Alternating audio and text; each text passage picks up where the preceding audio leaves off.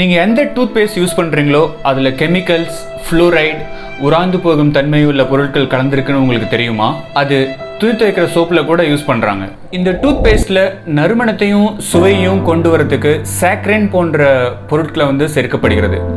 இது பற்களோட ஒரிஜினல் தன்மையை பாதித்து பல் சொத்தையாவதற்கான வாய்ப்பை உண்டாக்கி விடுகிறது. நம்ம டூத்பேஸ்ட் யூஸ் பண்ணி ப்ரஷ் பண்ணும்போது அந்த நுரை மாதிரி தன்மை வர்றதுக்காக அந்த ஃபோமிங் ஏஜென்ட்ஸ் நிறைய சேர்க்கப்படுகிறது. நல்ல நுரை அதில் ஏதாவது ஒரு ஃப்ளேவரோட ஸ்மெல் டேஸ்ட் பல் விளக்குனாதான் நம்ம வாய் சுத்தமாகவும் பற்கள் சுத்தமாகவும் ஒரு ஃப்ரெஷ்ஷாக இருக்க மாதிரி ஒரு ஃபீல் வர்ற மாதிரியும் நம்ம மனசில் ஒரு பிரம்மையை ஏற்படுத்தியிருக்கிறது. காலையில் எழுந்திரிச்ச உடனே இந்த கெமிக்கல்ஸ், காம்பவுண்ட்ஸ் இதெல்லாம் யூஸ் பண்ணி தான் ப்ரஷ் பண்ணணும், வாயை நம்ம சுத்தப்படுத்திக்கணும், பற்களை க்ளீன் பண்ணணும், ஈறுகளை சுத்தப்படுத்தணும் அப்படின்னு நினைக்கிறீங்களா? கண்டிப்பாக இல்லை தானே. நான் இப்போ உங்களுக்கு கெமிக்கல்ஸ் அண்ட் காம்பவுண்ட்ஸ் இதெல்லாம் எதுவுமே இல்லாமல் இயற்கையான முறையில் வீட்டில் இருக்க பொருளை மட்டும் யூஸ் பண்ணி எப்படி அந்த டூத்பேஸ்ட்டுக்கு ஒரு ஆல்டர்னேட்டிவ் நம்ம பண்ணலாம் அப்படின்றத நான் உங்களுக்கு இப்போ சொல்ல போகிறேன். முதல்ல இந்த மாடர்ன் லைஃப்பில் நாம் யூஸ் பண்ணுற இந்த டூத்பேஸ்ட்டில் இருக்க இஷ்யூஸ் அண்ட் ப்ராப்ளம்ஸ் என்னென்னு பார்க்கலாம். முதல்ல உங்கள் டூத்பேஸ்ட்டில் சாக்ரைன் யூஸ் பண்ணுறாங்க.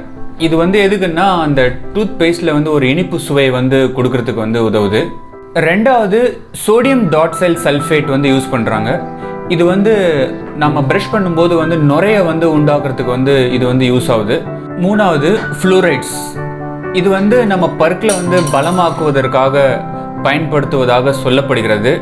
ஆனால் இது ஒரு விஷத்தன்மை கொண்ட பொருள். இதை நாம் அதிகமாக உட்கொள்வதால் நம்ம உடலின் ஒட்டுமொத்த ஆரோக்கியமும் குலைக்கப்படலாம். பல நாடுகளில் இந்த ஃப்ளூரைட் தன்மை உள்ள டூத்பேஸ்ட்டை பேன் பண்ணியிருக்காங்க.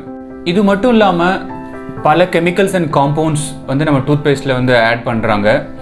எப்படின்னா chalk piece, calcium phosphate, dehydrates, silica gels, hydrated aluminium, oxides, phosphate மற்றும் பல கெமிக்கல்ஸ் அண்ட் காம்பவுண்ட்ஸ் உபயோகப்படுத்தப்படுகிறது.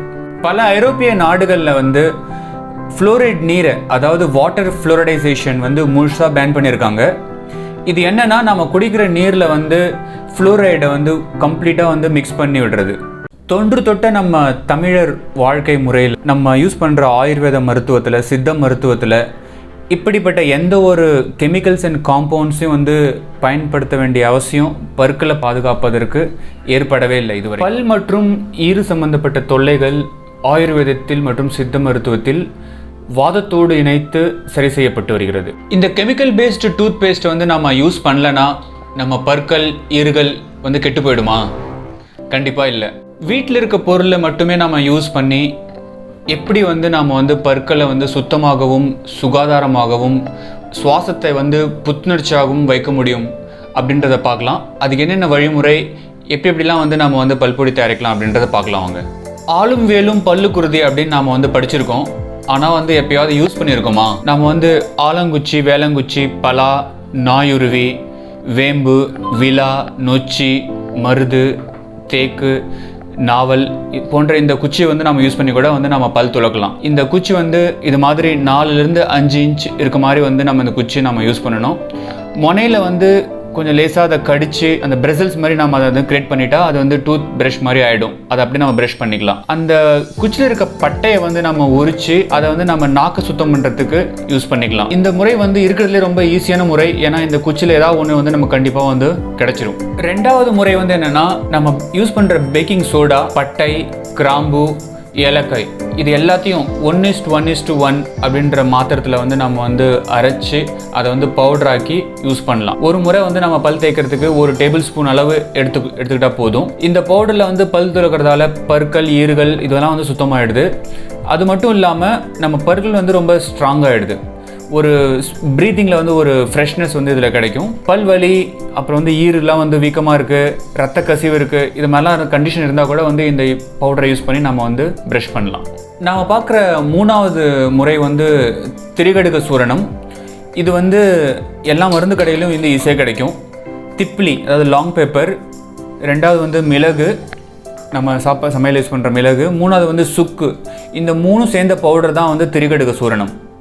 இது வந்து 1:1:1 அப்படின்ற மாத்திரத்தில் ஆல்ரெடி இந்த திரிகடுக சூர்ணத்தில் சேர்த்துருப்பாங்க. இதை வந்து நம்ம வந்து 1 ஸ்பூன் அளவு எடுத்து நம்ம ப்ரஷ் பண்ணுறதுக்கு வந்து யூஸ் பண்ணிக்கலாம்.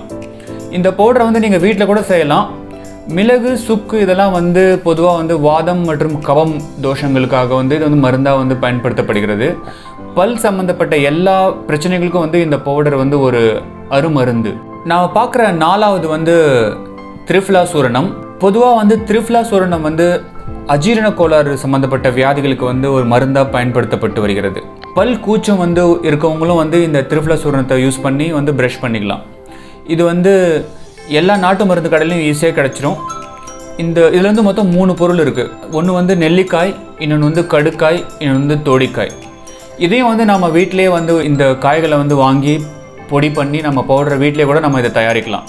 நாம் பார்க்குற 5வது குறிப்பு வந்து கடுகு எண்ணெய், மஞ்சள் மற்றும் இந்துப்பு இதனோட கலவை தான். ஒவ்வொன்றும் வந்து நாம் வந்து 3/4 ஸ்பூன் எடுத்துக்கணும். இந்துப்பு 3/4 ஸ்பூன், மஞ்சள் வந்து 3/4 ஸ்பூன், கடுகு எண்ணெய் வந்து 3/4 ஸ்பூன். இதெல்லாத்தையும் மிக்ஸ் பண்ணி ஒரு பசை மாதிரி கிரியேட் பண்ணி இதை வந்து நம்ம யூஸ் பண்ணலாம். பல்வலி, பல் சொத்தைகளுக்கு இது நல்ல மருந்து.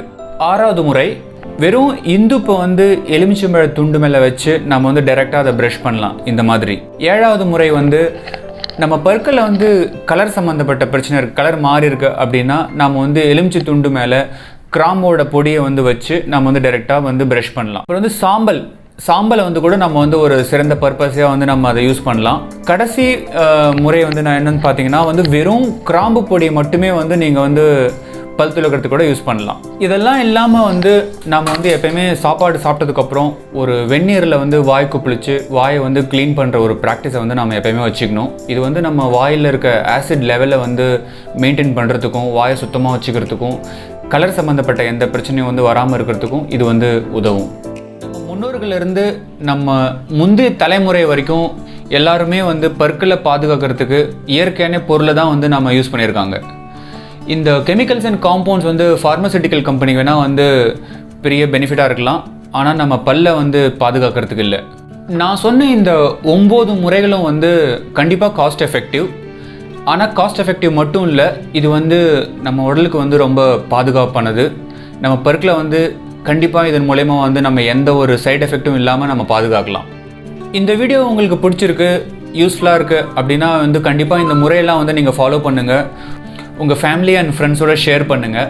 இந்த சேனலை வந்து சப்ஸ்கிரைப் பண்ணுங்கள். என் பேர் சந்துரு.